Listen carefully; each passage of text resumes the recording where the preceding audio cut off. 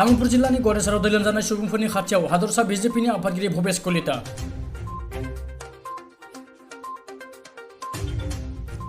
साननै गोजोरे अखा हानायनि थाखाय दैसानि दैया बांनायनि जाहोनाव गरेसर ओनसोलनि गं 20नि बांसिन गामिफोरा दै लोमजानानै दङ। गरेसर महरिपारा रौमारि बायदि गोबां ओनसोलाव दै लोमजानाय नखरफोरखौ खौरां लाहैदों हादरसा बिजेपि आफादगिरि भुपेश कलिताया। আমাৰ বগৰীবাৰীত তিনিটাকৈ ব্ৰিজ হৈছে পুঠিমাৰী নদীত।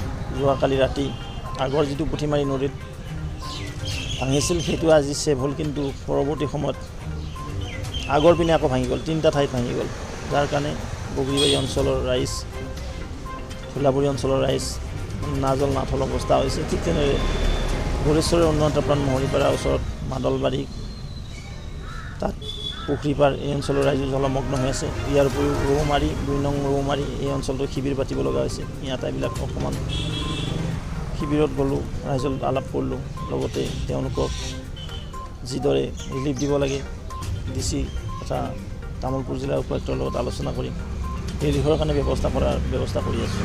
বৰ্তমান যিখিনি শিবিৰ আছে তেওঁলোকৰ খাদ্য সামগ্ৰী আপোনালোকে কেনেকুৱা ধৰণৰ যোগান ধৰিছে? খাদ্য মানে এইটো আমাৰ SDRFৰ ৰুল আছে, চাউলৰ পিছত চাউল দাইল এইবিলাক তেওঁলোকে দি আছে। বৰ্তমান যিহেতু গোটেই অসমতে বানপানী হৈছে, গতিকে অসমৰ যিটো আন্তঃগাঁথনি এতিয়া বানপানীৰ সময়ত এতিয়া কি বুলি ক'ব আপুনি?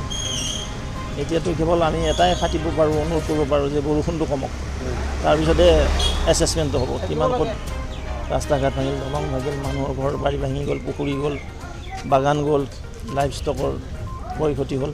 এইবিলাক আটাইবিলাক কথা কিছুদিন পিছতহে ভালদৰে ছাৰ্ভে কৰিব পৰা যাব। যিমান মানুহ ক্ষতিসাধন হৈছে তেওঁলোকক চৰকাৰৰ ফালৰ পৰা নিশ্চয় চৰকাৰে দিব। ইতিমধ্যে চৰকাৰে ৰিলিফ দিয়ে আছে, পৰ্যাপ্ত পৰিমাণে সাহাৰ্য আমাৰ হাতত আছে আৰু এই সাহাৰ্য ৰাইজক দি আছে। কেন্দ্ৰীয় চৰকাৰৰ পৰা সাহাৰ্যৰ ক্ষেত্ৰত কিবা কমি আহিছে নেকি? একো নাই, আমাৰ সাহাৰ্য যথেষ্ট আছে। সাহাৰ্যৰ কাৰণে ক'তো অসুবিধা হোৱা নাই, সাহাৰ্য দিয়ে আছে। ইতিমধ্যে মই শিবিৰবিলাক দিছোঁ, তাত সাহাৰ্য পুচি গৈছে।